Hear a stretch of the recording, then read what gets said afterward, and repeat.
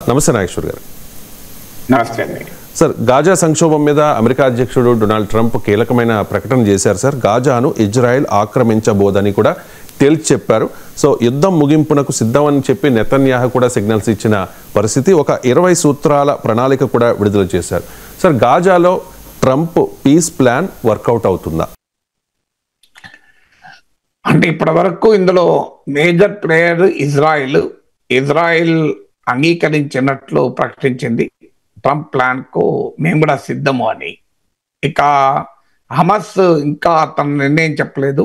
మేము ఆ ఖతార్ ద్వారా హమస్ ప్రతినిధులకు ఈ పీస్ ప్లాన్ పంపించారు. హమస్ మేము దానిపైన మరింత విస్తృతంగా చర్చించి జరుపుతామని.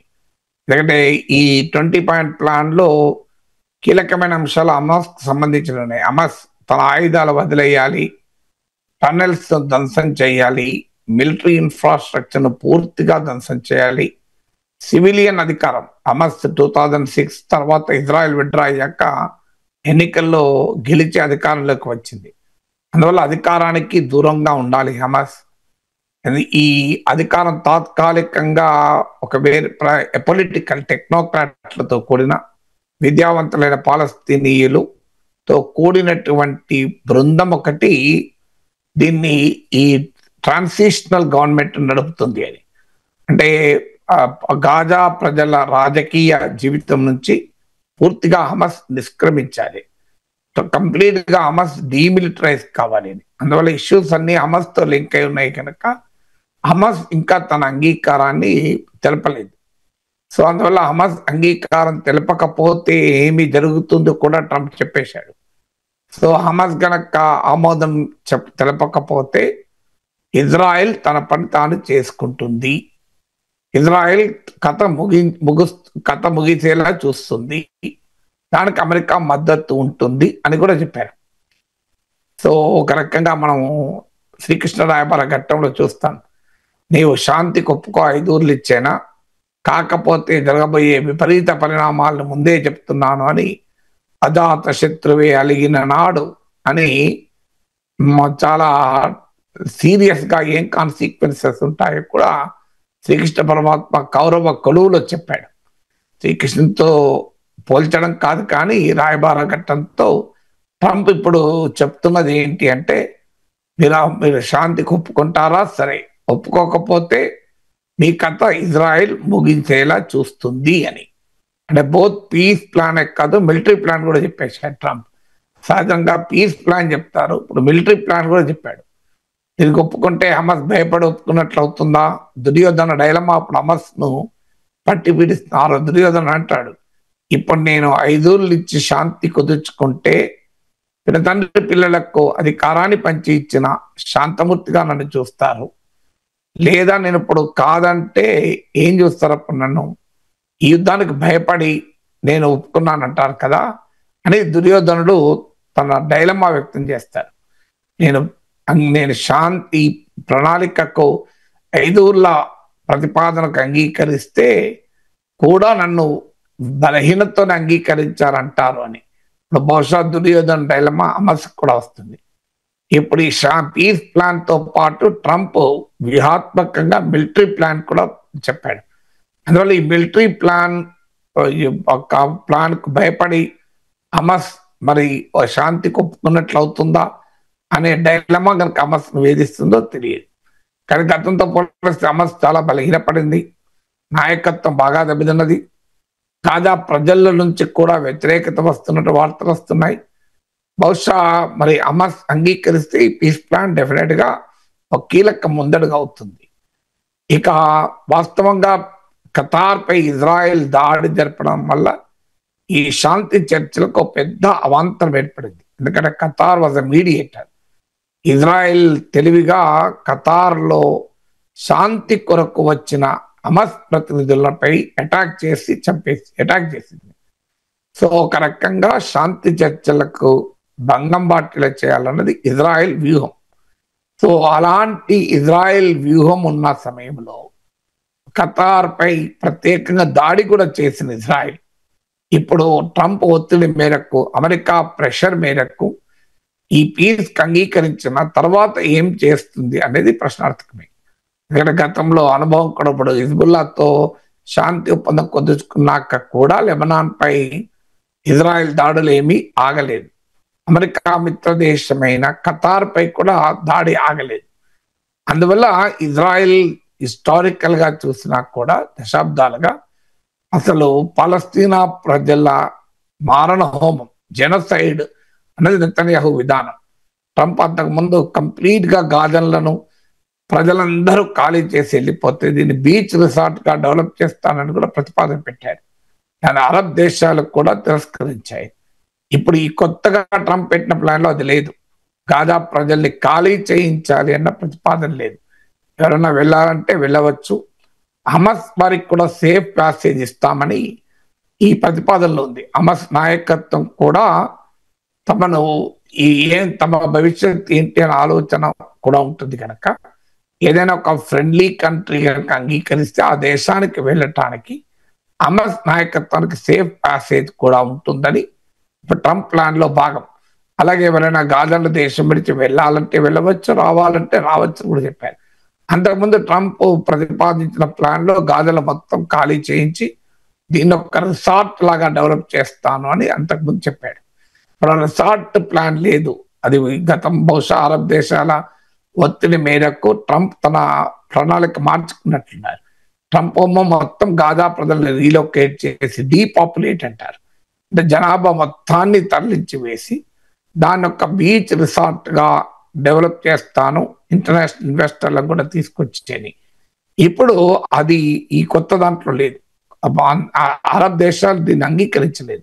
అరబ్ దేశాల మొదటి నుంచి కూడా ఏ శాంతి ప్రతిపాదన కూడా గాజా ప్రజల్ని ఖాళీ చేయించాలి అనే అంశం ఉంటే మేము అంగీకరించము అన్నారు.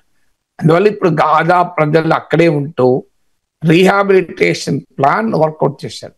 పెద్ద ఎత్తున ఇన్వెస్ట్మెంట్ను దీని కొరకు ప్రెసిడెంట్ ట్రంప్ నాయకత్వంలో కొంతమంది దేశాధినేతల బృందాన్ని కూడా ఏర్పాటు చేస్తామన్నారు. ఇంటరిం ప్రభుత్వమే కాకుండా ఇంటర్నేషనల్ డిఫెన్స్ ఫోర్సెస్ ఆధ్వర్యంలో ఈ ప్రక్రియ అమలవుతుంది. మీరు ఈ ఒప్పందము అంగీకరించిన 72 hours లో ఇజ్రాయిలీ బందీలందరినీ హమస్ విడుదల చేయాలి. అలా అదే విధంగా పాలస్తీనా ప్రిజనర్స్ మరి కొంతమంది ఇజ్రాయిల్ కూడా ఖాళీ వదిలేస్తుంది. సో అందువల్ల ఇక్కడ ఈ on the face of it చూస్తే ప్రతిపాదన కాస్త శాంతికి అనుకూలంగానే కనబడుతుంది. కానీ గతంలో నెతన్యాహు ప్రభుత్వం అనుసరించిన వైఖరి చూస్తే శాశ్వతమైన పరిష్కారానికి ఇజ్రాయెల్ సిద్ధంగా లేదు. ఇటీవల కూడా నెతన్యాహు ప్రకటించాడు 2 state సొల్యూషన్, అంటే అరబులకు పాలస్తీనా, యూదులకు ఇజ్రాయెల్ అనే యునైటెడ్ నేషన్స్ పీస్ ప్లాన్ కు మేము అంగీకరించే ప్రసక్తే లేదు, 2 state సొల్యూషన్ అనే ప్రసక్తే లేదు అని గతంలో ఇజ్రాయెల్ భీష్మించి కూర్చుంది. ఇప్పుడు కూడా ట్రంప్ ప్రణాళిక అనుకూలం అని చెప్పిన 2 state సొల్యూషన్ ఇది అంతిమంగా స్వతంత్ర పాలస్తీనా దేశం ఏర్పాటు దిశగా అడుగులు పడితే తప్ప ఈ సమస్యకు శాశ్వత పరిష్కారం రాదు. సో అలా స్వతంత్ర పాలస్తీనా దేశ ఏర్పాటు వైపుగా అడుగులు పడింది హమస్ కాదు, ఇంకా ఏ పాలస్తీనాకు ప్రాతినిధ్యం వహించిన ఎవరు అంగీకరించారు. కానీ దానికి ఇజ్రాయెల్ అంగీకరిస్తే సమస్య పరిష్కారం అయిపోతుంది. కానీ నెతన్యాహు ఆయన ప్రభుత్వంలో ఫార్ రైట్ పాలస్తీనా నేషన్ ఎగ్జిస్టెన్స్ నే వాళ్ళు అంగీకరించారు. అందువల్ల ఇప్పుడు కొత్త ప్రణాళికలో ఇజ్రాయెల్ కు ఏ రకమైన ప్రమాదము లేకుండా గాజా ప్రాంతం ఉండాలి అని ప్రకటించారు. కానీ స్పెసిఫిక్ గా నిర్దిష్టంగా 2 దేశాలు ఏర్పాటవుతాయి అని చెప్పలేదు. ఈ ప్రక్రియ కల్మినేషన్ గా పాలస్తీనా దేశం ఏర్పడుతుంది కదా అని అనొచ్చు. కానీ పీస్ ప్లాన్ లో నిర్దిష్టంగా ఇజ్రాయెల్ ఈ 2 దేశాల ఏర్పాటు 2 state సొల్యూషన్, 2 స్వతంత్ర దేశాల ఏర్పాటుకు అంగీకరించకుండా శాశ్వతమైన దీర్ఘకాలం మనగలిగే ఎండ్యూరింగ్ అండ్ పర్మనెంట్ సొల్యూషన్ అనేది రాదు. సో అందువల్ల ఏ మేరకైనా కాస్త కాల్పులు జరిగితే సంతోషమే. కానీ నెతన్యాహు రాజకీయ అవసరం యుద్ధం, అందుకే ఆయన సిరియాపై దాడి చేశాడు, ఖతార్ పై దాడి చేశాడు, ఇలా కంటిన్యూగా దాడులు చేస్తున్నాడు. అమెరికా ఒత్తిడి మేరకు, ట్రంప్ ఒత్తిడి మేరకు కొంత అంగీకరించిన తర్వాత ఏ రకంగా వివరిస్తాడంటే చూడాల్సి ఉంటుంది. రైట్. ఇక ట్రంప్ తీసుకున్న మరో కీలకమైన నిర్ణయం సార్, విదేశీ చిత్రాలకు ఆయన షాక్ ఇచ్చారు. తమ దేశ సినిమా వ్యాపారాన్ని ఇతర దేశాలు దోచుకుంటూ ఉన్నాయి కాబట్టి అమెరికా వెలుపల నిర్మితమయ్యే సినిమాలపై 100% టారిఫ్ అంటూ ఉన్నారు సార్. తన ట్రూత్ సోషల్లో కూడా ఒక పోస్ట్ చేశారు, ఒకసారి ప్రేక్షకుల కోసం అది చదివి వినిపిస్తాను. Our movie making business has been stolen from the United States of America by other countries, just like stealing candy from a baby. California, with its weak and incompetent governor, has been particularly hard hit.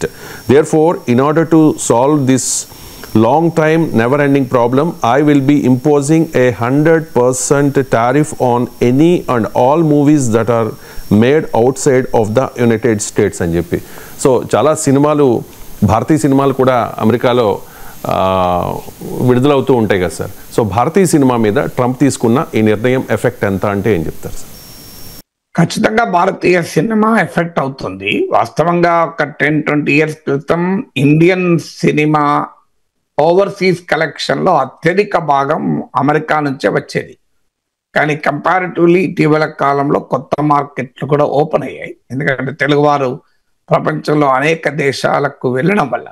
ఒకప్పుడు USA, UK, కొంతమేర Canada market మాత్రమే ఉండేది. దాంతోపాటు middle east అంటే మధ్య Arab దేశాలు, Gulf దేశాల market ఉండేది. ఇప్పుడు రోజు రోజుకి ఇది విస్తరిస్తుంది. ఎందుకంటే తెలుగువారు అమెరికాలో పెరిగారు, ఇతర దేశాల్లో కూడా పెరిగారు. సో అందులో అమెరికాలో గణనీయంగా పెరిగారు కూడా. అందువల్ల మన ఇండియన్ ఫిలిమ్స్, బాలీవుడ్ కానీ టాలీవుడ్ కానీ, ఈ సినిమాలకు వచ్చేటువంటి ఓవర్సీస్ ఇన్కమ్ ఒకప్పట్లాగా అమెరికా నుంచి మాత్రమే రావడం లేదు. కానీ still America is a dominant share. మీకు ఉదాహరణకు ఇటీవల మన ఓజీ సినిమా ఉంది, పవన్ కళ్యాణ్ సినిమా. ఈ సినిమా ఫస్ట్ 2 రోజుల్లో 48 crores ఓవర్సీస్ కలెక్షన్. అంటే అదర్ దెన్ ఇండియా కలెక్షన్ 48 కోట్లు 2 రోజుల్లో. అందులో 37 crores 37 కోట్లు అమెరికన్ మార్కెట్ నుంచే వచ్చింది. సో మీరు ఎంత పెద్ద మార్కెట్ అమెరికా, కొంతమేర కెనడా కలుపుకుంటే నార్త్ అమెరికన్ మార్కెట్ అంటారు. ఎంత ఇంపార్టెంటో దీన్ని బట్టి అర్థమవుతుంది. మీకు ఇంకో ఉదాహరణ, కూలీ రజనీకాంత్ సినిమా వచ్చింది, $20 million. అది ఓవర్సీస్ కలెక్షన్ అయితే అందులో 35% అమెరికా నుంచి వచ్చింది. అలాగే మరో బాలీవుడ్ ఫిల్మ్ ఇటీవల పాపులర్గా వచ్చింది చావా, దీనికి $10 million ఇంటర్నేషనల్ ఓవర్సీస్ కలెక్షన్ అయితే ఇందులో $6.41 million మీకు అమెరికన్ మార్కెట్ నుంచే వచ్చింది. సో ఇదొక ఉదాహరణ. బాహుబలి, ఇలా అనేక సినిమాలకు కూడా ఇదే ట్రెండ్. ఎందుకంటే నేను డలాస్లో ఉన్నాను. ఓజీ సినిమా వచ్చిన రోజు ఒక థియేటర్ కాంప్లెక్స్ ముందు తెలుగువారు పెద్ద ఎత్తున ఓజీ డ్రెస్సులు కూడా, కాస్ట్యూమ్స్ కూడా ధరించి పెద్ద ఎత్తున ఆ పాటలు సౌండ్ డీజే పెట్టి సినిమా రిలీజ్ అయిన సందర్భంగా బయట డాన్సులు చేశారు. ఇది స్థానిక వైట్ అమెరికన్ కమ్యూనిటీ నుంచి కూడా వ్యతిరేకత కూడా వచ్చింది, ఇదేంటి అని. బట్ స్టిల్ మన వాళ్ళు ఎంతమంది ఉన్నారో దీన్ని బట్టి అర్థమవుతుంది. సో నేను ఇప్పుడు ఆస్టిన్లో ఉన్నాను. ఇక్కడ కూడా తెలుగు కమ్యూనిటీ చాలా ఎక్కువ. ఇప్పుడు కొద్దిసేపటి క్రితమే బతుకమ్మ పండుగ కూడా ఆడారు. సో మై సన్ ఇంట్లోనే బతుకమ్మ పండుగ కూడా ఆడారు. సో అంత తెలుగువారు ఉన్న ప్రాంతం ఇది. మీరు డలాస్ కానీ, ఆస్టిన్, అట్లాంటా, కాలిఫోర్నియా, న్యూజెర్సీ, ఇట్లా చాలా ప్రాంతాల్లో తెలుగు వాళ్ళు గణనీయంగా ఉంటారు. సో అందువల్ల డెఫినెట్గా ఇండియన్ సినిమాలకు, తెలుగు సినిమాలకు ఇది పెద్ద దెబ్బ, అనుమానం లేదు, ఈ 100% టారిఫ్. కానీ ఇది ఇందులో సమస్య ఏంటంటే ఇది ఎలా ఇంప్లిమెంట్ అవుతుంది అని. ఎందుకంటే ఇప్పుడు international films, multi production houses, multi national సినిమాలకు కూడా వస్తున్నాయి.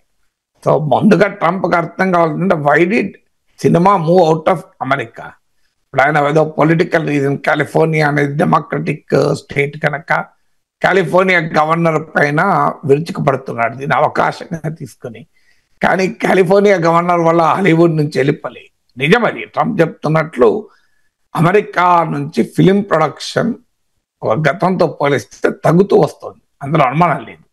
సో కానీ దాన్ని స్టీలింగ్ అన్న పదం వాడుతున్నట్టు, దొంగిలించేసి, దొంగిలించడం కాదు, ఒక ఇదే ఎందుకు కార్ల ప్రొడక్షన్ ఒకప్పుడు చాలా పవర్ఫుల్ గా ఆటోమొబైల్ ఇండస్ట్రీ అమెరికాలో ఉండేది.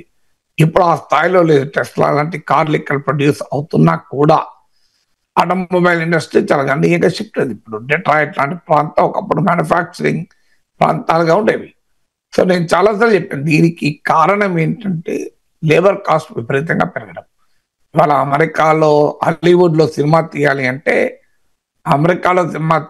అంటే లేబర్ కాస్ట్ చాలా ఎక్కువ. సో మీకు ఇతర దేశాల వాళ్ళు ఇప్పుడు అమెరికాలో ఇమ్మిగ్రెంట్ పాపులేషన్ ఉండటానికి కూడా కారణం అదే. ఇప్పుడు ఇల్లు క్లీన్ చేస్తానికి వస్తుంటారు, అలాగే గార్డెన్ లో బుషెస్ కట్ చేస్తానికి వస్తుంటారు. వీళ్ళందరూ కూడా మెక్సికన్స్ ఇట్లాంటి వాళ్ళే వస్తారు. వైట్ అమెరికన్స్ ఎవరు రారు, వస్తే 5-6 times ఎక్కువ ఛార్జ్ చేస్తారు. Simply not affordable. మనకే కాదు, ఎవరేజ్ అమెరికన్ కన్స్యూమర్ కు సాధ్యం కాదు. అందువల్ల ఇది ప్రాక్టికల్ గా అమెరికాలో సినిమాలు తీయకుండా ఉండే పరిస్థితి రావటానికి కారణం అమెరికన్ ఎకానమీ యొక్క క్యారెక్టర్. సో దాంతో పాటు అమెరికన్ ఎకానమీ ఫైనాన్షియలైజేషన్ జరిగిన తర్వాత మ్యానుఫ్యాక్చరింగ్ ఆ దేశం నుంచి వెళ్ళిపోవడం మొదలు పెట్టారు. ఎందుకంటే ఫైనాన్షియల్ మార్కెట్ లో ఎక్కువ రిటర్న్ ఆన్ ఇన్వెస్ట్మెంట్, ROI అంటారు.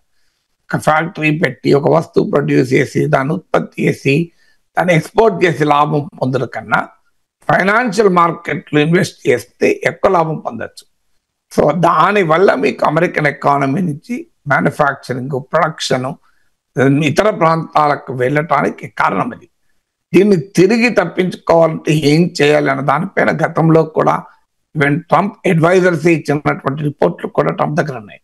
మీరు ట్యాక్స్ ఇన్సెంటివ్స్ ఇవ్వండి, ట్యాక్స్ హాలిడేస్ ఇవ్వండి, అంటే ఇక్కడ ప్రొడక్షన్ చీపర్ చేస్తే తప్ప సాధ్యం కాదు. ఎందుకంటే ఆల్రెడీ హీరోల రెమ్యునరేషన్ విపరీతంగా పెరిగింది.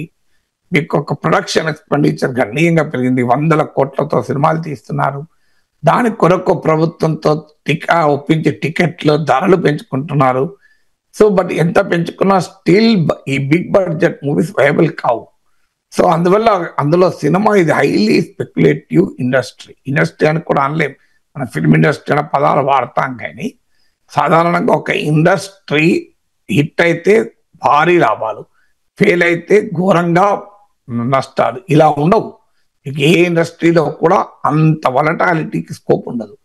కానీ సినిమా ఇండస్ట్రీ ఏంటంటే సక్సెస్ అయితే మింటింగ్ మనీ, ఫెయిల్ అయ్యారనుకోండి మిగిలేదేమున్నది, ఆ ఫిలింలు తప్ప ఇంకేమీ మిగలదు.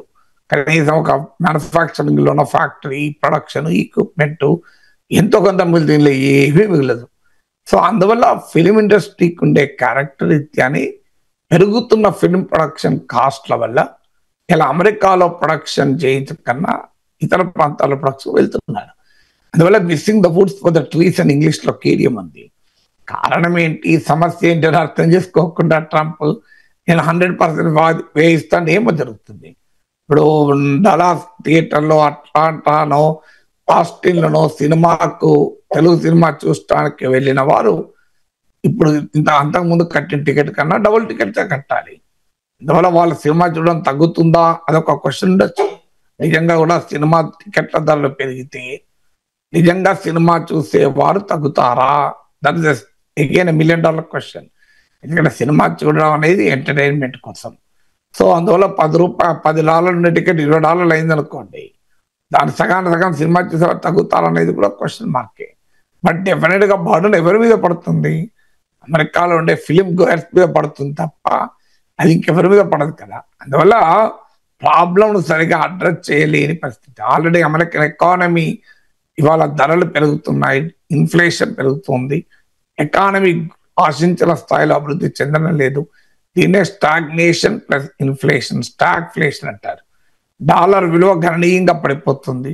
రూపాయలతో పోలిస్తే పెరగచ్చేమో, కానీ మీరు యూరో, యెన్, యువాన్, పౌండ్ వీరన్నిటితో పోల్చండి, మీకు గణనీయంగా డాలర్ విలువ తగ్గింది. సో అందువల్ల ఆల్రెడీ డాలర్ విలువ తగ్గుతుంది. సెంట్రల్ బ్యాంక్స్ డాలర్లో దాచుకునే రిజర్వ్స్ తగ్గుతున్నాయి. ఫారిన్ ఎక్స్చేంజ్ రిజర్వ్స్ లో డాలర్ల వాటా తగ్గుతుంది. దాంతోపాటు డాలర్ రూపంలో పేమెంట్స్, ఇంటర్నేషనల్ పేమెంట్స్ కూడా తగ్గుతున్నాయి.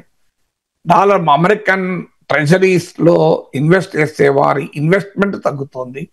ఈ పరిణామాలు గమనించాక కూడా ఇంకా ట్రంప్ మూర్ఖంగా నేను సినిమాల పైన 100% టారిఫ్లు విధిస్తాను అంటే ప్రక్రియ జరగదు. ఇంకోటి ఏంటంటే ఈ cinema comes under trade in services. So trade in goods కాక ట్రేడ్ ఇన్ సర్వీసెస్ అంటారు. ఈ ట్రేడ్ ఇన్ సర్వీసెస్ లో అమెరికా ఇస్ నెట్ ఎక్స్పోర్టర్ కూడా. అందువల్ల ఇట్ మేక్స్ నో లాజిక్. సాధారణంగా ఈ టారిఫ్లు విధించేటప్పుడు ట్రంప్ చెప్పే వాదన ఏంటంటే డెఫిసిట్ ఉంది గనక, అమెరికా వైపు లోటు ఉంది గనక నేను టారిఫ్లు విధిస్తాను అంటాడు. కానీ సర్వీసెస్ ఎక్స్పోర్ట్స్ నిజం కాదు. America exports more services than it imports. ఇక మ్యానుఫ్యాక్చరింగ్ లో అది వాస్తవం. America imports more than what it exports. కానీ సర్వీసెస్ మార్కెట్ లో అమెరికా ఎక్స్పోర్ట్స్ మోర్. అందువల్ల నీకు క్లియర్ గా America is net exporter of services. అలాంటప్పుడు నీకు ఇతర దేశాలకు కూడా మరి రిటాలియేటరీ యాక్షన్, ప్రతీకార చర్యలు మొదలు పెడితే ఏం జరుగుతుంది అనేది కూడా క్వశ్చన్ చూడాలి. అమెరికా సర్వీసెస్ ట్రేడ్ ఎఫెక్ట్ అవుతుంది. ఆల్రెడీ చైనా ప్రకటించింది, మీరు చైనాలోకి వచ్చే అమెరికా సినిమాల కోటా తగ్గిస్తామని కూడా ప్రకటించేసింది. సో అందువల్ల ట్రంప్ చర్యలు ఒక రకంగా సెల్ఫ్ డిఫీటింగ్ అని. సార్, అమెరికా అధ్యక్షుడు డొనాల్డ్ ట్రంప్ తీసుకునే నిర్ణయాలు చాలా మందిని ఆశ్చర్యపోయేలా చేస్తాయి సార్. ఇతర దేశాల ప్రజలనే కాదు, అమెరికన్లను కూడా నివ్వరపోయేలా చేస్తూ ఉంటాయి. అమెరికన్ల నుంచే చాలా సందర్భాల్లో ట్రంప్ తీసుకునే నిర్ణయాల మీద వ్యతిరేకత కూడా వస్తూ ఉంటుంది. అలా ట్రంప్ తీసుకున్న ఒక తాజా నిర్ణయం శ్వేత సౌధం స్వర్ణమయం, అంటే వైట్ హౌస్ అంతా కూడా స్వర్ణమయం చేసేస్తానంటూ ఉన్నారు. ఓవల్ ఆఫీస్ అలాగే క్యాబినెట్ రూమ్లకు 24 క్యారెట్ల బంగారంతో తాపడం చేయిస్తారట. ప్రపంచ నేతలు విస్తుపోతారు ఈ వీటిని చూసి అని చెప్పి ట్రంప్ చెబుతూ ఉన్నారు సార్. ఇటువంటి ఆడంబరం ఎందుకు అని చెప్పి అమెరికన్లే ప్రశ్నిస్తున్న పరిస్థితి ఏంటి సార్? వైట్ హౌస్కి బంగారు తాపడం అంట. మీ కామెంట్ ఏంటి సార్ దీని మీద? ఎందుకంటే విస్తుపోతాను నిజంగానే. ఇదేంటి, ఏం పిచ్చి పట్టిన దాన్ని విస్తుపోతే ఏం చేస్తాను? సో ఇదేంటి, ఇప్పుడు మన దగ్గర తిరుపతి ఇతర గుళ్ళల్లా గోపురాలకు ఈ బంగారంతో చేస్తారు. అదంటే భక్తులు డబ్బులు ఇస్తారు విశ్వాసంతో, అది ఆ భక్తుల విశ్వాసంతో వచ్చిన విరాళాలతో చేస్తారు.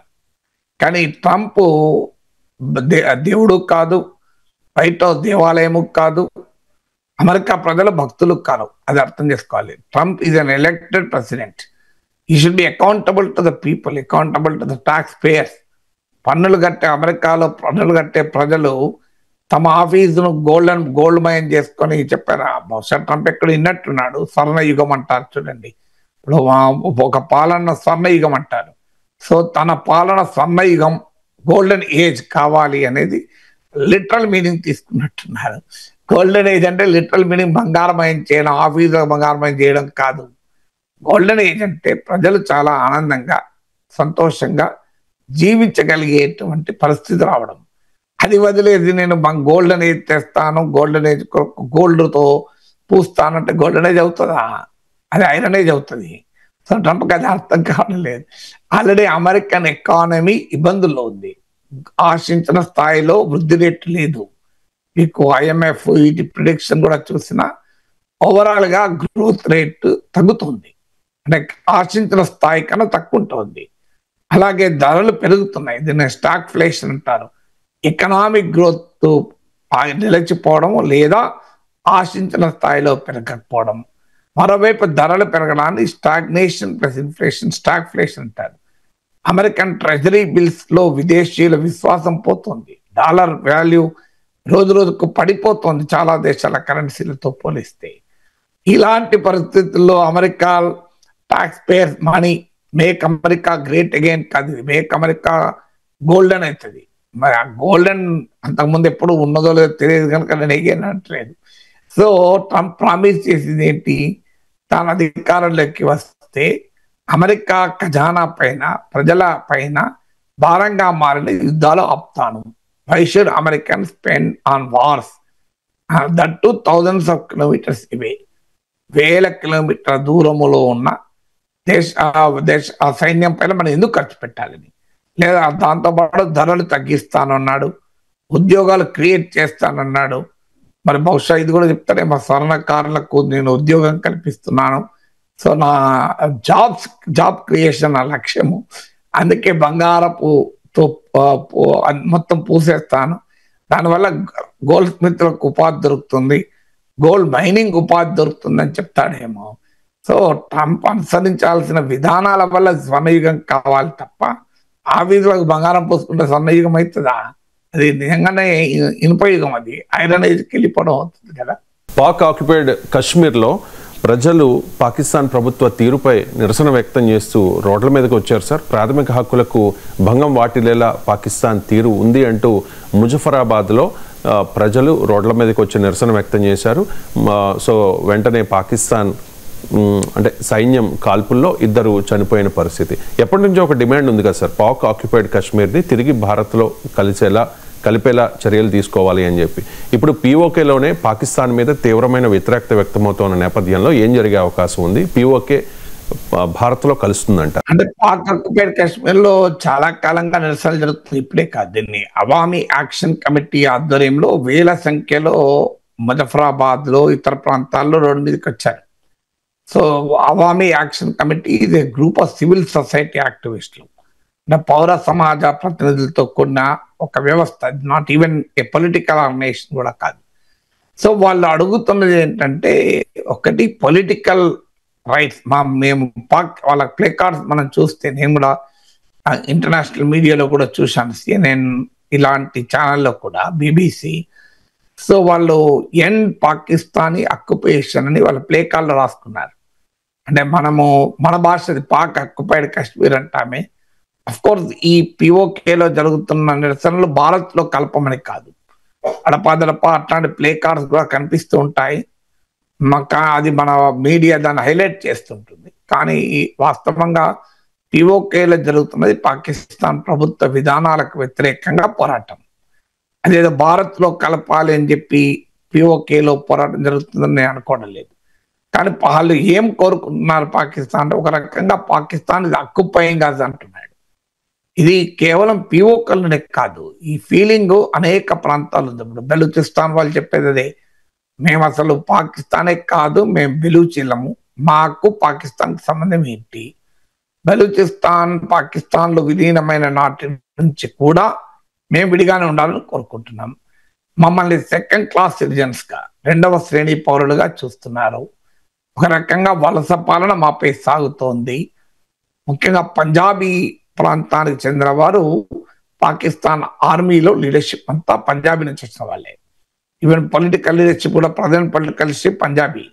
కాదంటే భుట్టోలు వస్తే మీకు సింధ్ కూడా వస్తుంది. అంటే పంజాబ్, సింధ్ ఈ 2 రాష్ట్రాలే Pakistan political leadership, army leadership. అందులో ముఖ్యంగా పంజాబ్ స్టేట్ నుంచి.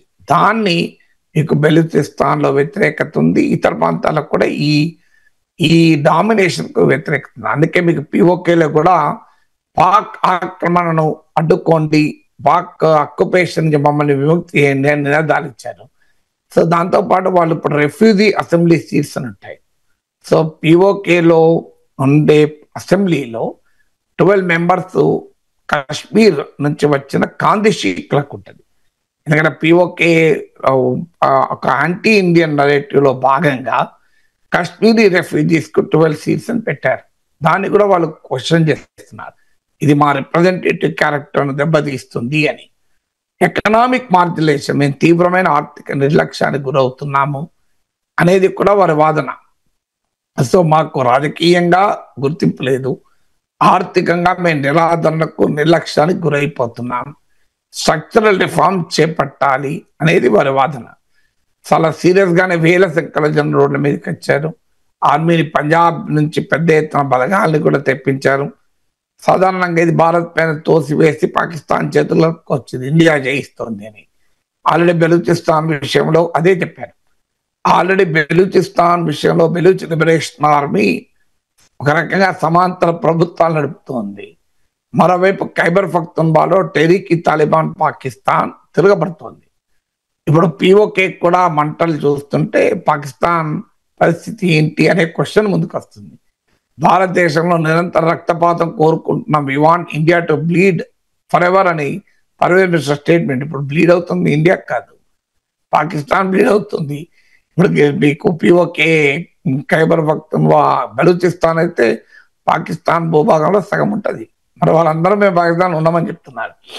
ఈవెన్ పంజాబ్ సింధ్ రాష్ట్రాల మధ్య కూడా తీవ్రమైన వాటర్ డిస్ప్యూట్స్ ఉన్నాయి. అంటే పంజాబ్ లో కట్టే ఇరిగేషన్ ప్రాజెక్టుల వల్ల మేము సింధ్ రాష్ట్రం నష్టపోతుందో వాళ్ళు ఆందోళన కూడా చేస్తున్నారు. సో అందువల్ల ఆల్రెడీ పాకిస్తాన్ ఒక రకమైన ఎగ్జిస్టెన్షియల్ క్రైసిస్, పాకిస్తాన్ ఉనికికే ప్రమాదకరంగా అక్కడ పరిణామాలు సంభవిస్తున్న తరుణంలో ఈఓకేలో నిరసనలు భారత్ కు ప్రమేయం లేకపోయినా డెఫినెట్ గా మన పొరుగు దేశం, మన శత్రు దేశంలో ప్రజలు ఆ దేశానికి వ్యతిరేకంగా తిరగబడితే మనకు ఆనందమే కదా.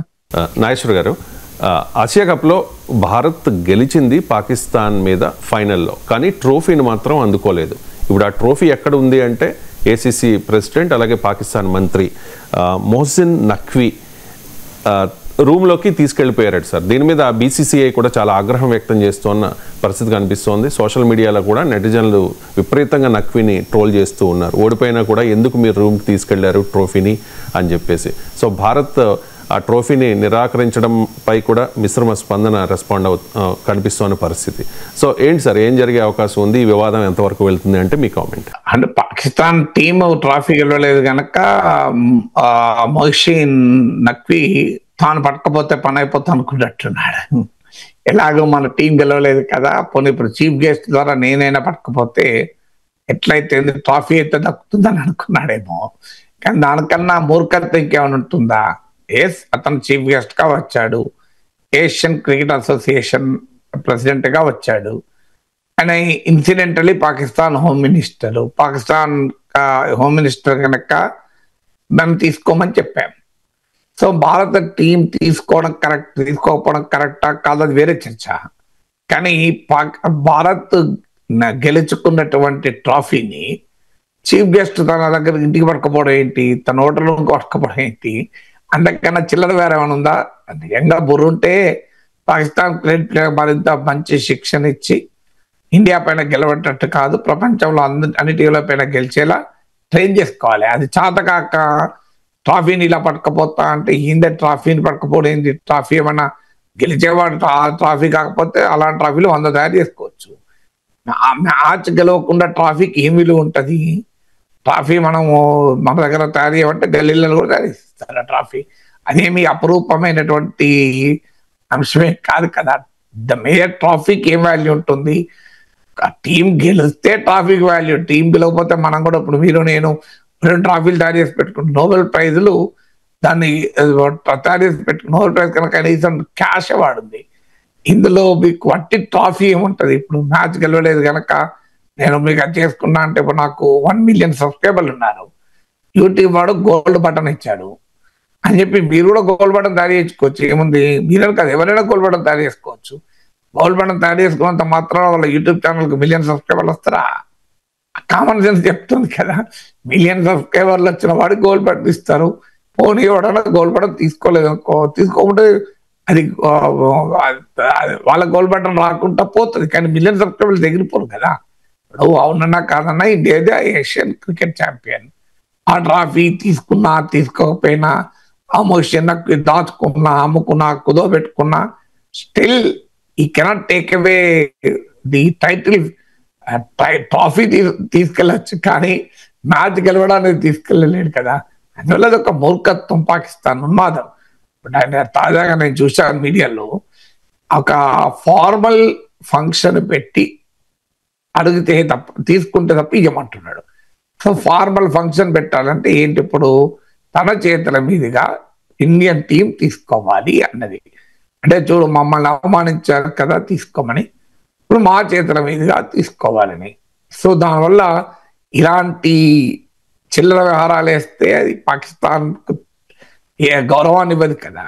ఇక మన టీం మీరు అన్నది ఇలా తీసుకోకపోవడం ఏంటి అని, తీసుకోకపోవడం కరెక్టా కాదా? మొదటి నుంచి కూడా పాకిస్తాన్తో క్రికెట్ ఆడే విషయంలో బీసీసీఐ కానీ భారత ప్రభుత్వానికి కానీ ఒక నిర్దిష్టమైన విధానం లేదు. ఆపరేషన్ సింధూర్తో లింక్ చేసి, పహల్గామ్ దాడులతో లింక్ చేసి మా ప్రజల ఎమోషన్స్ ఇందులో ఇన్వాల్వ్ అయి ఉన్నాయి కనుక మేము షేక్ హ్యాండ్ ఇయ్యము, మేము ట్రోఫీ తీసుకోమంటున్నారు. సో నాకు అర్థం కాని అంశం ఏంటంటే, ఇప్పుడు మనం గెలిచాము, ఓడిపోతే వేరే విషయం, గెలిచాం కదా. గెలిచిన తర్వాత కూడా మేము గెలుపును డిజోన్ చేసుకుంటాం, మేము గెలుపును కూడా తీసుకోమంటే అది మన గౌరవాన్ని ఇస్తుందా? సో గెలిచిన తర్వాత ట్రాఫీ తీసుకుంటే వచ్చే నష్టం ఏంటి? పాకిస్తాన్ వాడు అక్కడ ఉన్నాడు కదా అని అంటాడు. సో పాకిస్తాన్ వాడు ఉంటే పాకిస్తాన్ హోమ్ మినిస్టర్ గా పాకిస్తాన్ మ్యాచ్ కండక్ట్ చేయలేదు. మల్టీలేటరల్ కాంపిటీషన్ లో పాల్గొనాలన్నది ప్రభుత్వ విధానం, బీసీసీ విధానం. మనం మల్టీలేటరల్ దాంట్లో రేపు ఐసీసీ టోర్నమెంట్ లో పాల్గొంటాం.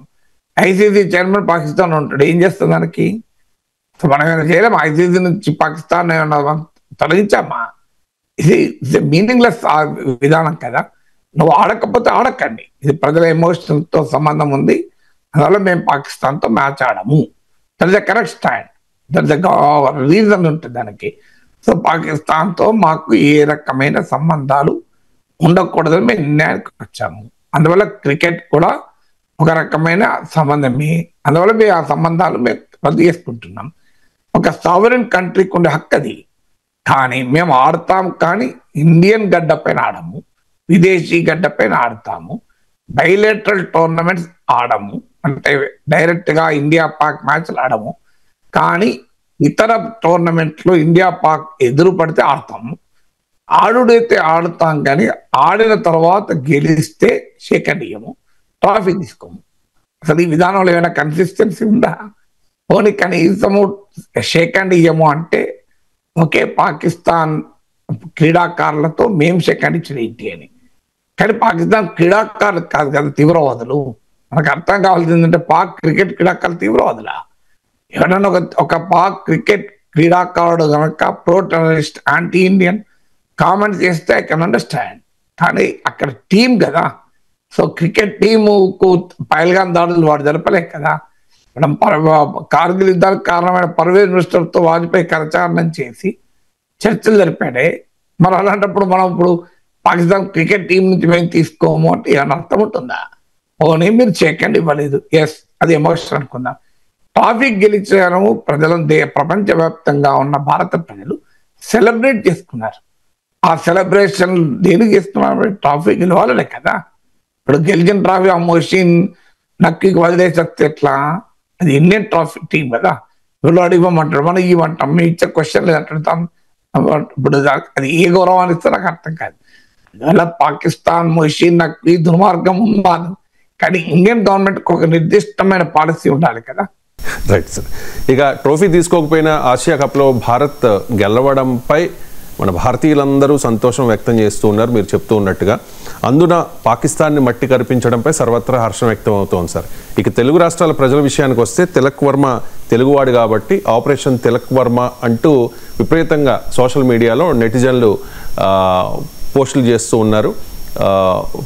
తిలక్ వర్మని ప్రశంసిస్తూ ఉన్నాడు, మన తెలుగువాడు, ఇది ఆపరేషన్ తిలక్ వర్మ అని చెప్పేసి. కానీ మోదీ అంటూ ఉన్నారు సార్, దీన్ని ఆపరేషన్ సింధూర్తో పోల్చుతూ ఒక పోస్ట్ కూడా చేశారు సార్ ఎక్స్లో. అది ఒకసారి చదివి వినిపిస్తాను ప్రేక్షకుల కోసం. Operation Sindoor on the games field, outcome is the same, India wins, congrats to our cricketers అని చెప్పేసి. సో ఈ ఆసియా కప్ ఫైనల్ మ్యాచ్ని ఆపరేషన్ సింధూర్తో పోల్చడాన్ని కాంగ్రెస్ కూడా విమర్శిస్తూ ఉన్న పరిస్థితి. సో ఆపరేషన్ సింధూర్తో ఆసియా కప్ ఫైనల్ని మోదీ పోలుస్తూ ఉన్నారు, మీ కామెంట్ సార్. ఇప్పుడు ఆ పోలికలో చాలా ప్రమాదం ఉంది. ఆపరేషన్ సింధూర్ అనేది పాకిస్తాన్ పైన సాధించిన మిలిటరీ విజయం. ఇంతవరకు భారత్ పాక్ మిలిటరీ ఘర్షణలు అన్నీ తీసుకోండి మీరు, భారతదేశమే గెలుస్తూ వచ్చింది. 1948 war, 1960s war, 1971 war, Kargil war, ఇప్పుడు మళ్ళీ ఆపరేషన్ సింధూర్. ఇంతవరకు మనం ఓడిపోలేదు, ఓడిపోం కూడా. అది జస్ట్ నాట్ పాసిబుల్. ఇప్పుడు కాదు, ఇంకా 100 ఏళ్లకు పాకిస్తాన్తో యుద్ధాలు జరిగినా భారతే గెలుస్తుంది. అది మన మిలిటరీ పాఠం. కన్వెన్షనల్ వార్ఫేర్లో అసలు పోలికే లేదు మనకు పాకిస్తాన్కు. Pakistan is a very small military power compare to Indian power. అందుకే చైనాతో కలిసింది, ట్రంప్తో మాట్లాడుకుంటోంది. బట్ ఎన్ని చేసినా కూడా పాకిస్తాన్ భారత్కు అసలు మాత్రము పోలిక కాదు. అందుకే కదా ప్రాక్సీ వార్ మొదలుపెట్టింది.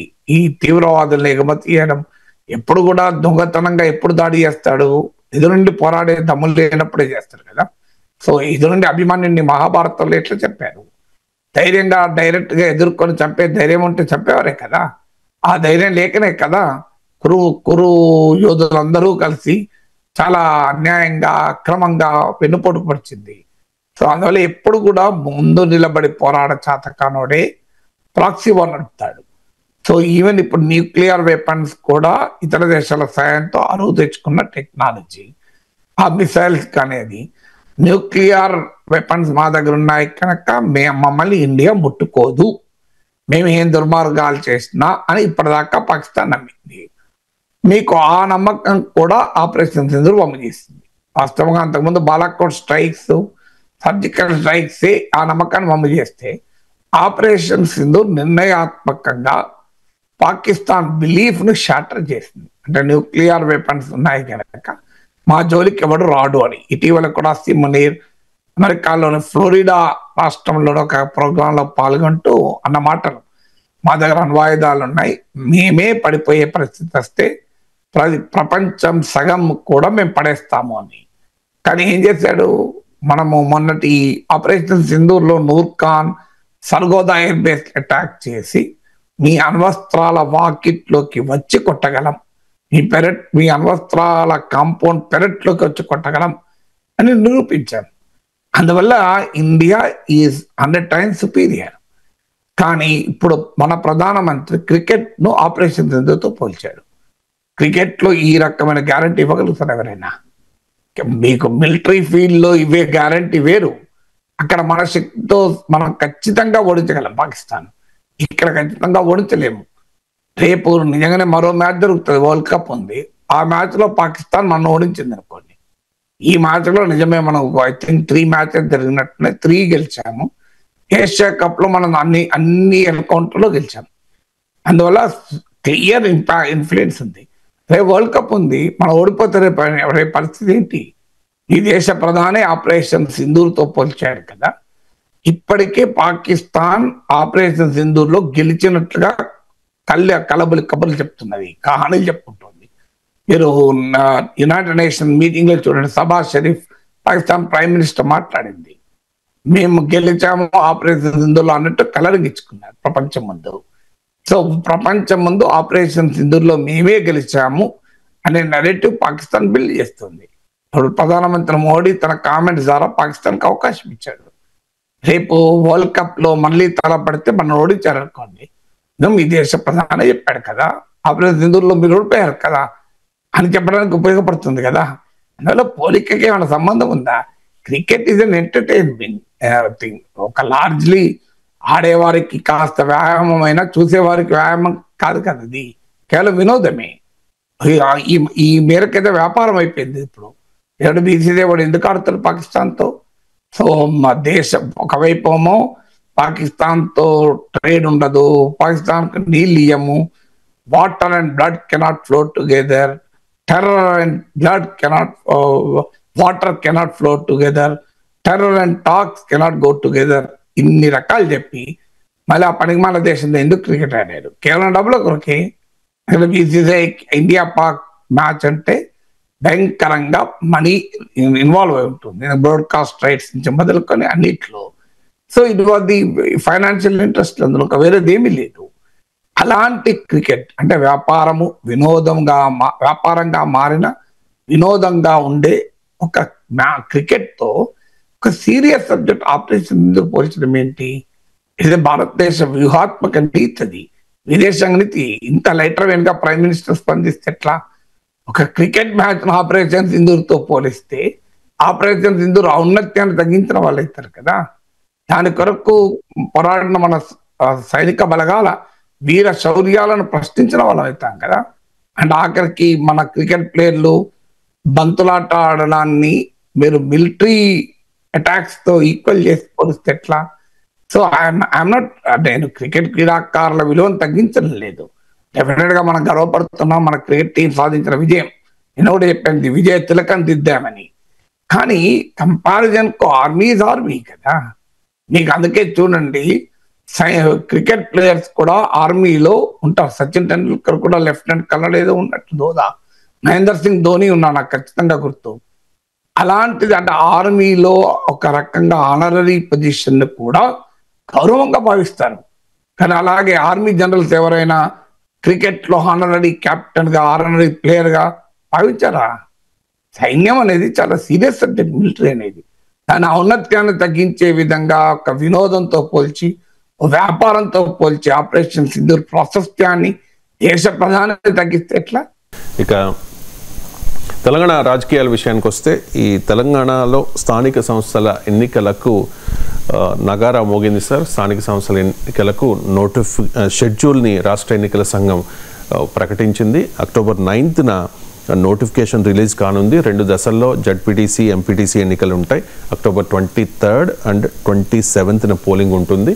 ఈ జడ్పీటీసీ, ఎంపీటీసీ ఎన్నికల ఫలితాలు నవంబర్ 11న వెలువడతాయి. ఇక పంచాయతీ, సర్పంచ్, వార్డు సభ్యులకు 3 దశల్లో ఎన్నికలు ఉంటాయి. వీటికి పోలింగ్ రోజే ఫలితాలు వస్తాయి. రాష్ట్రంలో ఎన్నికల కోడ్ అమల్లోకి వచ్చింది అని చెప్పి రాష్ట్ర ఎన్నికల సంఘం ప్రకటించిన పరిస్థితి. సో బీజేపీ ఒంటరిగా పోటీ చేస్తామని చెప్తోంది. బీఆర్ఎస్ అండ్ కాంగ్రెస్ కూడా చాలా ప్రెస్టీజియస్గా తీసుకున్న పరిస్థితి. సార్, తెలంగాణలో ఈ స్థానిక సంస్థల ఎన్నికలను ప్రభావితం చేసే అంశాలు ఏంటి అంటే ఏం చెప్తారు? సహజంగా స్థానిక ఎన్నికలు స్థానిక సమస్యల ఆధారంగానే జరుగుతాయి. సర్పంచ్ ఎన్నికలు, ఈవెన్ ఎంపీటీసీ, జెడ్పీటీసీ ఎన్నికలు కూడా. వాస్తవంగా సర్పంచ్ ఎన్నికలు అయితే నాకు గుర్తుందరు పార్టీ కూడా ప్రాతిపదిక కూడా ఉండదు. సో ఈ స్థానిక ఎన్నికల్లో రాజకీయ పార్టీల మధ్య విచిత్ర పొత్తులు కూడా ఉంటాయి. పరస్పరం తరబడేటువంటి పార్టీలు కూడా ఉంటాయి. కాంగ్రెస్, బీజేపీ కలిసి పోటీ చేసిన సందర్భాలు కూడా ఉన్నాయి, తెలంగాణ నుంచి రాజస్థాన్ వరకు. అందువల్ల స్థానిక ఎన్నికలకు ఆ రకమైన పొలిటికల్ సిగ్నిఫికెన్స్ ఉండదు. అంటే స్థానిక సంస్థల ఎన్నికల ఫలితాల నుంచి మనము ఏ రకమైన రాజకీయ కంక్లూజన్ను లాగలేము. అసలు మన దేశంలో ఒక ఎన్నిక నుంచి మరో ఎన్నికనే మనం లాగలేము. ఇప్పుడు ఉదాహరణకు అసెంబ్లీ ఎన్నికలు ఉన్నాయి. బీఆర్ఎస్ కు 37% ఓటింగ్ వచ్చింది, 39 సీట్స్ వచ్చాయి. లోక్సభ ఎన్నికల్లో 1 సీట్ రాలేదు, 17% ఓటింగ్ పడిపోయింది. అందువల్ల ఒక అసెంబ్లీ ఎన్నికలకు, లోక్సభ ఎన్నికలకే ఫలితాలు ఇంత తేడా ఉంది. ఉప ఎన్నికలకు, జనరల్ ఎన్నికల తేడా సంబంధం ఉందా? హుజూర్ నగర్ లో కాంగ్రెస్ పార్టీ ఓడిపోయింది సిట్టింగ్ సీటు. హుజూరాబాద్ లో 3000 ఓట్లు వచ్చాయి. నాగార్జున సాగర్ లో కురువృద్ధులైన జానారెడ్డి ఓడిపోయాడు. మీకు దుబ్బాక్ లో కాంగ్రెస్ పార్టీ 3వ ప్లేస్. జిహెచ్ఎంసీ ఎన్నికల్లో కేవలం 2 సీట్లు వచ్చాయి. మన అధికారం రాలేదా కాంగ్రెస్ పార్టీకి? సో మన తెలంగాణ గడ్డ పైన ఇన్ని ఉదాహరణలు ఉన్నాయి. మీకు ఒక ఎన్నిక ఇంకో ఎన్నికకు అసలు పోలికే ఉండదు. అందులో స్థానిక ఎన్నికలకు అసలే పోలిక ఉండదు. కానీ స్థానిక ఎన్నికలు ఏంటంటే పార్టీకి ఒక grass root man power create చేస్తుంది, గ్రాస్ రూట్ లీడర్షిప్ క్రియేట్ చేస్తుంది. అందుకే ప్రతి రాజకీయ పార్టీ దాన్ని చాలా కీలకంగా తీసుకుంటుంది. ఎందుకంటే ఒక క్షేత్రస్థాయి ఇప్పుడంటే డబ్బు సంచీలతో, సూట్ కేసులతో అమెరికా నుంచి రాత్రి దిగొచ్చి తెల్లారి పొద్దున పార్టీ టికెట్లు తీసుకుంటున్న వాళ్ళకు కూడా ఉన్నారు. మా భారతదేశంలో భారీగా వ్యాపారాల్లో, రియల్ ఎస్టేట్లో సంపాదించి రాత్రి పార్టీ ఎమ్మెల్యే అభ్యర్థులుగా రూపాంతరం చెందిన వాళ్ళు ఉన్నారు. ఒకప్పుడు అలా లేకుండే. చాలా మంది సర్పంచ్ స్థాయి నుంచి రాజకీయాలు దిగి వచ్చేవాళ్ళు. మంత్రి స్థాయికి, ముఖ్యమంత్రి స్థాయికి వచ్చే వరకు సర్పంచ్ నుంచి వెళ్ళేవారు. మీకు ఆ స్థాయి నుంచి వెళ్ళేవారు. ఇప్పుడు ఆంధ్రప్రదేశ్లో ఆర్థిక మంత్రిగా పనిచేశారు బుగ్గన రాజేంద్రనాథ్ రెడ్డి. నాకు గుర్తున్నంత వరకు ఆయన జీవితం సర్పంచ్తో ప్రారంభమైంది. గ్రామ సర్పంచ్. ఇలా చాలా మంది నాయకులు గ్రామ సర్పంచ్గా తమ జీవితాన్ని మొదలుపెట్టి ఎమ్మెల్యేలుగా, మంత్రులుగా అవుతారు. అంటే ఒక రకంగా రాజకీయ పాఠశాల అది. అంటే క్షేత్రస్థాయిలో రాజకీయాలు నిర్వహించడం. అందువల్ల గ్రాస్ రూట్స్ లీడర్షిప్ అవసరం ప్రతి పార్టీకి కనుక. ఎందుకంటే ప్రజలకు, పార్టీకి కనెక్ట్ గా ఉండేది ఈ క్షేత్రస్థాయి నాయకత్వం. అందువల్ల ప్రతి రాజకీయ పార్టీ దీన్ని ప్రాధాన్యతగా తీసుకుంటుంది. దాంతోపాటు పర్సెప్షన్ బిల్డింగ్, నరేటివ్ బిల్డింగ్ అనేది ఆధునిక రాజకీయాల్లో కీలకమైంది. నీవు ఆధునిక రాజకీయాల్లో నీవే గెలుస్తున్నావు అన్న వాతావరణం, నీ బలం బాగా ఉంది అన్న వాతావరణం క్రియేట్ చేయడం కూడా ప్రతి పార్టీకి అవసరం అయిపోయింది. అందువల్ల స్థానిక ఎన్నికలు ప్రతి పార్టీ కీలకంగా తీసుకుంటుంది. కాంగ్రెస్ పార్టీకి ఇది ఎందుకు ముఖ్యమంటే తమ పాలనపై రెఫరెండంగా ఎవరు అవునన్నా ఎవరు కాదన్నా ఎంతో కొంత కాంగ్రెస్ పార్టీ ప్రభుత్వం పట్ల ప్రజలు ఏమనుకుంటున్నారన్న సంకేతాన్ని ఈ ఎన్నికలు ఇస్తుంది. కంప్లీట్ గా రెఫరెండం అని అనడం లేదు, రెఫరెండంగా భావించాల్సిన అవసరం లేదు. కానీ డెఫినెట్ గా ఎంతో కొంత కాంగ్రెస్ పార్టీ పాలన పైన ఇది ప్రజల తీర్పుగా ఉంటుంది. అందువల్ల కాంగ్రెస్ పార్టీకి ఇది ఒక ఛాలెంజ్. అసెంబ్లీ ఎన్నికల్లో గెలిచాం, లోక్సభ ఎన్నికల్లో కూడా సగం సీట్లు 8 బీజేపీ సగం కాంగ్రెస్ సగం గెలుచుకోగలిగారు. ఒకవైపు ప్రతిపక్షాలు అయిపోయింది, రేవంత్ రెడ్డి ప్రభుత్వం ఇప్పుడు ఎన్నికలు జరిపినా రేవంత్ ప్రభుత్వం ఓడిపోతుంది, కాంగ్రెస్ ప్రభుత్వం ఓడిపోతుంది అన్న డైరెక్ట్ బిలీవ్ చేస్తున్నారు. ఈ సమయంలో కాంగ్రెస్ పార్టీకి స్థానిక ఎన్నికల్లో గెలవడం ద్వారా మా బలం చెక్కుచెదరలేదు. అసెంబ్లీ ఎన్నికల్లో అరౌండ్ 40% ఓటింగ్ వచ్చింది, లోక్సభ ఎన్నికల్లో కూడా అదే 40% లిప్పుకుంది. బీఆర్ఎస్ ఓటింగ్ బీజేపీ షిఫ్ట్ అయింది, కానీ కాంగ్రెస్ ఓటింగ్ పోలేదు. అందువల్ల తన డైరెక్ట్ స్టిల్ కాంగ్రెస్ స్ట్రాంగ్ అని చెప్పుకోవడానికి ఇది కీలకం. ఇక కాంగ్రెస్ పార్టీలో ఉన్న అంతర్గత కుమ్ములాటలకు కూడా ఈ స్థానిక ఎన్నికల్లో పరీక్ష పెడుతుంది.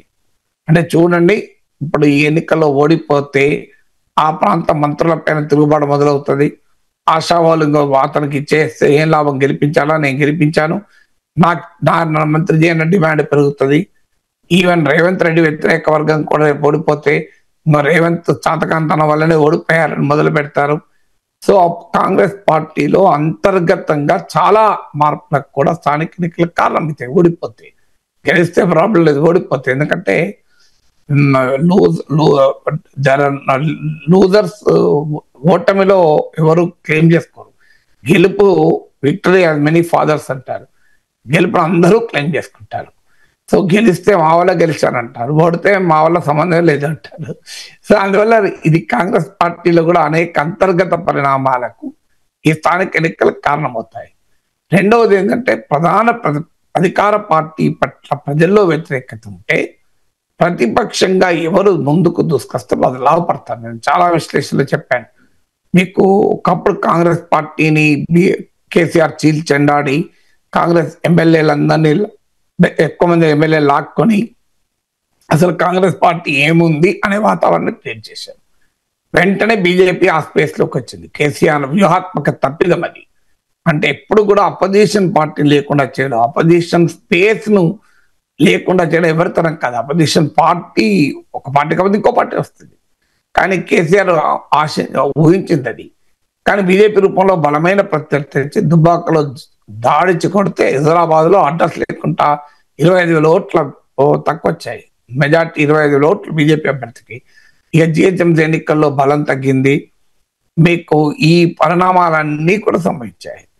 అందువల్ల ఇప్పుడు కూడా బీజేపీ ఆశించేది, బీఆర్ఎస్ ఆశించేది ఏంటంటే కాంగ్రెస్ ప్రభుత్వం పట్ల అసంతృప్తి పెరుగుతోంది. రేపు కాంగ్రెస్ పట్ల తీవ్రమైన ప్రజా వ్యతిరేకత పెరిగితే దాని సహజ బెనిఫిషియరీ ఎవరంటే ఎవరు ప్రధాన ప్రతిపక్షంగా ఉంటే వాళ్ళు సాధ్యమవుతుంది. అసెంబ్లీ ఎన్నికల్లో క్లియర్ గా బీఆర్ఎస్ ప్రధాన ప్రతిపక్షంగా ఎమర్జ్ అయింది. ఇప్పుడు బీజేపీ మేమే ప్రధాన ప్రతిపక్షం చెప్పుకుంటోంది. లోక్సభ ఎన్నికల్లో బీజేపీకి వచ్చిన ఓటింగ్ అందుకు ఉపయోగపడుతుంది. కానీ మనందరికీ తెలుసు జాతీయ ఎన్నికలు వేరు, అసెంబ్లీ ఎన్నికలు వేరు అని. బీజేపీకి ఏమంటే క్షేత్రస్థాయి నాయకత్వం కూడా లేదు. అంటే పార్టీ ఏదో మోడీ ఇమేజ్ తో లోక్సభ సీట్ గెలిచడం వేరు, మోడీ ఇమేజ్ తో సర్పంచ్లు ఎంపీటీసీ గెలవడం వేరు. అందువల్ల బీజేపీకి ఆ ఇబ్బంది ఉంది. అందుకే ఇప్పుడు మోడీ పేరు కాదు, జిఎస్టీ చెప్పుకొని గెలవాలని, పండుగ జిఎస్టీ పండుగ అని. సో అందువల్ల బీజేపీ ఆలోచిస్తోంది. బీజేపీతో ఏ రకమైన పొత్తుకు బీఆర్ఎస్ సిద్ధంగా లేదు, ఎందుకంటే అది ఇప్పటికే చాలా వివాదం ఎక్కువ వచ్చింది కనుక. సో అందువల్ల బీజేపీ ఏంటంటే ఈ స్థానిక ఎన్నికల్లో సత్తా చూపి ఇంకో చూడు బీజేపీకి నాయకులే తప్ప ప్రజలు లేరు, క్షేత్రస్థాయి నాయకత్వం లేదు, పార్టీ నాయకత్వం సమన్వయం లేదు అనే ప్రత్యర్థుల వాదన్ని తప్పుపట్టాలి అన్నది బీజేపీ ఎత్తుగడ. సో తానే ప్రధాన ప్రతిపక్షంగా గనక ప్రజల ముందు ఉంటే కాంగ్రెస్ పార్టీని ఓడించగలిగే సత్తా బీజేపీకి ఉందన్న భావన క్రియేట్ అవుతుంది. ఆల్రెడీ జాతీయ రాజకీయాల్లో బీజేపీకి ఉన్న డామినేషన్ అందుకు ఉపయోగపడుతుంది. అందువల్ల ఈ స్థానిక ఎన్నికలు ఒక రకంగా 2028కి ఒక డ్రెస్ రిహార్సల్ లాగా, ప్రాక్టీస్ మ్యాచ్ లాగా బీజేపీ చేస్తుంది. సిమిలర్ రీజన్స్ కు బీఆర్ఎస్ కూడా. ఇప్పుడు గనక స్థానిక ఎన్నికల్లో బలం చూపెట్టకపోతే అసలు ప్రధాన ప్రతిపక్షంగా బీఆర్ఎస్ పొలిటికల్ స్పేస్ లో ఉండడం కష్టమైపోతుంది. ఆల్రెడీ బీఆర్ఎస్ నుంచి మాజీ ఎమ్మెల్యేలు బిఆర్ బాలరాజు లాంటి వాళ్ళు వెళ్ళిపోయారు, ఇంకా ఎక్కువ మంది వెళ్ళిపోయే ప్రమాదం కూడా ఉంటుంది. అందువల్ల బీఆర్ఎస్ ఉనికి అస్తిత్వం ప్రధాన ప్రతిపక్షంగా నిలబడాలి అంటే కూడా స్థానిక ఎన్నికల్లో గెలవాలి. అది లోక్సభ ఎన్నికల్లో పరిస్థితి వేరే అని చెప్పుకోవచ్చు. లోక్సభ ఎన్నికల్లో అసెంబ్లీ ఎన్నికలతో పరిస్థితి 21% ఓటుకి తక్కువ వచ్చింది. 21%. అందువల్ల ఇప్పుడు స్థానిక ఎన్నికల్లో సత్తా చూపి బీఆర్ఎస్ ప్రధాన ప్రతిపక్షం మేమే, బీజేపీ కాదు అని ఎస్టాబ్లిష్ చేయదలుచుకున్నారు. అప్పుడు ఇక కాంగ్రెస్ వర్సెస్ బీఆర్ఎస్ అనే కాంపిటీషన్ వచ్చినప్పుడు కాంగ్రెస్ ప్రభుత్వం పట్ల అసంతృప్తి చేస్తే అది బీఆర్ఎస్ లాభం అవుతుంది. దాంతోపాటు బీఆర్ఎస్ బీజేపీ ఒక్కటే అన్న ప్రచారానికి కూడా తెరపడుతుంది అన్నది బీఆర్ఎస్ వ్యూహం. ఇందులో ప్రతి రాజకీయ పార్టీకి స్థానిక ఎన్నికలు జీవన్మరణ సమస్య కావటానికి ఈ రాజకీయ కారణాలే ముఖ్యం. Right sir. ఇక ఫైనల్గా ఆంధ్రప్రదేశ్ అసెంబ్లీలో చిరంజీవిని ఉద్దేశించి ఎమ్మెల్యే బాలకృష్ణ చేసిన వ్యాఖ్యలపై వివాదం ఇంకా కంటిన్యూ అవుతూనే ఉంది సార్. తెలుగుదేశం పార్టీ కానీ జనసేన పార్టీ కానీ అఫీషియల్గా దీని మీద ఎటువంటి ప్రకటన కానీ, ఎటువంటి ఖండన కానీ, ఎటువంటి స్పందన కానీ రాకపోయినా కూడా మెగా అభిమాన సంఘాల నేతలు మాత్రం చాలా సీరియస్గా రియాక్ట్ అవుతున్న పరిస్థితి. నిన్న తెలుగు రాష్ట్రాలకు సంబంధించిన చాలామంది అభిమాన సంఘ నేతలు హైదరాబాద్ జూబ్లీ హిల్స్లో ఒక హోటల్లో సమావేశమయ్యారు సార్. వెంటనే జూబ్లీ హిల్స్ పోలీస్ స్టేషన్లో బాలకృష్ణ మీద కేసు పెట్టడానికి సిద్ధమయ్యారు. అదే సమయంలో అఖిల భారత చిరంజీవి యువత ఆధ్వర్యంలో ఈ తెలుగు రాష్ట్రాల్లో ఉన్న ఒక 300 పోలీస్ స్టేషన్లలో బాలకృష్ణ మీద కేసు పెట్టడానికి సిద్ధమయ్యారు సార్. ఈ విషయం తెలుసుకున్న చిరంజీవి వెంటనే రెస్పాండ్ అయ్యారట సార్. ఆ విషయాన్ని ఒక మెగా అభిమాని చెబుతూ ఉన్నారు. ఒకసారి బయట ప్లే చేయండి. బాలకృష్ణ గారు చిరంజీవి గారిని సంబోధించే విషయంలో అగౌరవంగా మాట్లాడినందుకు గాను మేమందరూ కూడా ఆంధ్ర నుంచి తెలంగాణ నుంచి ఇక్కడ ఒక సమావేశం ఏర్పాటు చేసుకోవడం జరిగింది. స్వామినాయుడు గారు మరియు మహేష్ అన్న గారి ఆధ్వర్యంలో, అలాగే ఇక్కడికి వచ్చినటువంటి రాష్ట్ర తర్వాత జిల్లా కార్యవర్గ అందరి సలహాల మేరకు ప్రతి ఒక్క నియోజకవర్గంలోనూ బాలకృష్ణ గారిపై కంప్లైంట్ పెట్టాలని మేము అందరూ కూడా నిర్ణయించుకున్నాం. గతంలో కూడా చాలాసార్లు ఈ విధంగా బాలకృష్ణ గారు మాట్లాడారు. అయినప్పటికీ మేము కొంచెం ఓపికగా ఉన్నాం. అయితే ఇంకా ఉపేక్షించే పరిస్థితి లేదని చెప్పి మేము అందరూ కూడా స్టేషన్కి పోతుంటే మార్గ మధ్యంలో ఈ విషయం తెలుసుకున్న చిరంజీవి గారు స్వయంగా స్వామినాయుడు గారికి మరి మహేష్ అన్న గారికి ఫోన్ చేసి ఈ విధంగా మనం చేయకూడదు, వద్దు, మీరందరూ కూడా ఎక్కడికక్కడికి ఆగిపోండి అని చెప్పడంతో మేము ఆగిపోవడం జరిగింది. ఈ సందర్భంగా అన్నయ్య చిరంజీవి గారి గురించి చెప్తా, అన్నయ్య మీరు మంచివాళ్ళు, మీరెంత మంచివాళ్ళు ప్రపంచం అంతా కూడా చూస్తోంది. ఈరోజు రక్తదానం అని జరుగుతోందంటే కేవలం చిరంజీవి గారి మీదే. అయితే నెక్స్ట్ ఇంకొకసారి ఎవరైనా మీ గురించి మాట్లాడితే మీరు చెప్పినా కూడా మేము ఆగే పరిస్థితి లేదన్నయ్య. దయచేసి చెప్తున్నాం, మీరు మాకు దేవుడు లాంటి వాళ్ళు, ప్రత్యక్షంగా పరోక్షంగా కొన్ని వేల లక్షల మందికి ఉపయోగపడ్డారు. నెక్స్ట్ మీరు దయచేసి మాకు చెప్పొద్దండి, మీ ఫోన్లు కూడా ఎత్తాము. ఈసారి మాత్రం మీ మాట వింటున్నాం. జై చిరంజీవ. సార్, బాలకృష్ణ చేసిన వ్యాఖ్యల మీద అమెరికాలో ఉన్నా కూడా హుటాహుటిన రాత్రికి రాత్రే స్పందించిన చిరంజీవి ఇప్పుడు అభిమానులంతా కూడా ఇంతలా రియాక్ట్ అవుతూ ఉంటే, బాలకృష్ణ మీద కేసు పెడతామని సిద్ధమవుతూ ఉంటే ఎందుకు వద్దని వారించినట్టు? అంటే చిరంజీవి సహజంగా వివాదాలు పెంచుకునే స్వభావం కాదు. గరికపాటి విషయంలో కూడా వివాదము ఎక్కువ కాలం కాలేదు, వెంటనే ముగిసింది కూడా. సో ఈవెన్ చిరంజీవి, మోహన్ బాబు ఇలాంటి వివాదాలు కూడా తరచు వినపడుతుంటాయి. కానీ చిరంజీవి వివాదాలను పెంచి పోషించిన సందర్భాలు తక్కువ లేవు. అందువల్ల ఇది కూడా వివాదం అనవసరమని అనుకోవచ్చు. ఇంకొకటి, ఇది కేసుల్లో, పోలీస్ కేసులో పెట్టరాదు. అభిమానులు ఏంటంటే వారికి ఉన్న అభిమానాన్ని చాటుకునే క్రమంలో ఈ లీగల్ ఇంప్లికేషన్స్ అన్ని ఆలోచించాం కదా. లీగల్ గా పెట్టేది ఏదో బాలకృష్ణ అరెస్ట్ చేయమన్న కన్నా ఆ లీగల్ గా కేసులు పెట్టడం కూడా ఒక రకమైన నిరసన. It is also a form of protest. కానీ చిరంజీవికి తెలిసి ఈ ఫార్మ్ ఆఫ్ ప్రొటెస్ట్ వల్ల లీగల్ గా బెనిఫిట్ ఏమి ఉండదు. ఎందుకంటే బాలకృష్ణ అసెంబ్లీలో మాట్లాడిన మాటల పైన కోర్టులో కేసులు పెట్టరాదు. ఈవెన్ పరువు నష్టం లాంటివి కూడా వేరాదు. సో అందువల్ల అది ప్రాక్టికల్ గా లీగల్ గా నిలబడేది కాదు. మూడవది ఏంటంటే, ఇది ఇంకా బాలకృష్ణ వర్సెస్ చిరంజీవి అనే డిబేట్ నడవడం తన పర్సనాలిటీని కూడా తగ్గించుతుందని అనుకోని ఉండవచ్చు. ఎందుకంటే చిరంజీవి అందరి వాడుగా, పెద్దవాడిగా సినిమా రంగంలో ఆయనకు గౌరవం ఉంది. జరగాల్సినంత చర్చ ఆల్రెడీ జరిగింది. చర్చ కాదు, రచ్చ జరిగింది. పెద్ద ఎత్తున సోషల్ మీడియాలో చిరంజీవి అభిమానులు విరుచుకపడ్డారు. సమాజంలో పెద్ద రెస్పాన్స్ వచ్చింది. బాలకృష్ణ ఇలా అనడం కరెక్ట్ కాదు అని తెలుగుదేశం వాళ్ళు కూడా తలకాయలు పట్టుకున్నారు. ఈ బాలకృష్ణతో మాకు కష్టం వచ్చింది, అనంతపురం ఎమ్మెల్యే అలాంటోడు ఏదో అన్నాడు అంటే ఇది ఏకంగా చిరంజీవిని అన్నాడు, ఇది పోయి పవన్ కళ్యాణ్ సోదరుని అన్నాడు అనేటువంటి సమస్య వచ్చింది. వైసీపీ మీడియా పండగ చేసుకుంది. ఇంత జరిగిన తర్వాత ఇంకా అదనంగా ఏం జరగాలి? సో బాలకృష్ణకి ఏమైనా శిక్షలు పడతాయా? దీనివల్ల యావజ్జీవ శిక్ష పడుతుంది, ఏమవుతుంది? అందులో సెన్సిటివ్ డైమెన్షన్ ఏంటంటే పొలిటికల్ గా పవన్ కళ్యాణ్ టీడీపీతో ఉన్నాడు. అన్లెస్ ఆ రాజకీయ బంధం తెంచుకోవాలి అనే ఆలోచన ఉంటే తప్ప ఇక్కడ అడుగు ముందుకెళ్ళారు. సో రాజకీయ బంధం తెంచుకునే ఆలోచన పవన్ కళ్యాణ్ ఇప్పుడు ఏం చేయడం లేదు. ఎలాంటి సమయంలో ఇప్పుడు దీన్ని చిరంజీవి బాలకృష్ణపై కేసులు పెట్టి ఇంకా దాన్ని ముందుకు పోతే టీడీపీ జనసేన రాజకీయ బంధానికి కూడా ఒక రకంగా సమస్య తెచ్చడం అవుతుంది. సో బాలకృష్ణ ఈ కూటమి బంధాన్ని ఇబ్బందుల్లో పడేశాడు. చిరంజీవి తన చర్యల ద్వారా కూటమి బంధాన్ని ఇబ్బందుల్లో పడడం ఆయనకి ఇష్టం లేదు. బాలకృష్ణ చేయొచ్చు కానీ తాను చేయడానికి ఇష్టం లేదు. పోనీ బాలకృష్ణ ఏమైనా క్షమాపణ చెప్తాడా అంటే ఇప్పటివరకు ఏమీ బాలకృష్ణ నుంచి లేదు. సో అందువల్ల ఎవరి మాట ఆయన ఇదే పొజిషన్లో ఉండట్లేదు. టీడీపీకి ఆల్రెడీ ఇది చాలా టీడీపీ జనసేనలకు ఇద్దరికి కూడా ఇబ్బందికరంగా మారింది. అక్కడ జనసేన కూడా నాయకత్వం ఏమీ మాట్లాడలేదు. అక్కడికి చిరంజీవి అన్నా కూడా తమ్ముడు పవన్ కళ్యాణ్ మాట మాట్లాడా అనే ప్రశ్న ఉత్పన్నం కూడా అవుతుంది. ఇంకా ఇది మరింతగా పెరిగి ఎంత పెరిగితే ఈ వివాదం అంత కూటమికి ఇబ్బందికరం. సో అందువల్ల కూటమికి ఇబ్బంది కలిగించే పనులు చిరంజీవి చేయదలుచుకోవచ్చు. అందువల్ల ఆయన ఈ వివాదానికి ముగింపు పలకాలి. It will die on its own, slow death అంటారు. తనకు తాను తెలియకుండానే ఇంకో వివాదం ముందుకు వస్తుంది, ఇంకో ఇష్యూ ముందుకు వస్తుంది, ఇది ముగిసిపోతుంది అని అనుకోవచ్చు. సో డిఫరెంట్ రీజన్స్ ఉండొచ్చు చిరంజీవి, కానీ బహుశా విదేశాల నుంచి వచ్చిండో లేదో నాకు తెలియదు. వచ్చాక మాత్రం ఎప్పుడో ఒకసారి మీడియా వాళ్ళు అడగకపోరు. చిరంజీవి దానిపైన ఏదో రూపంలో స్పందించక తప్పదు.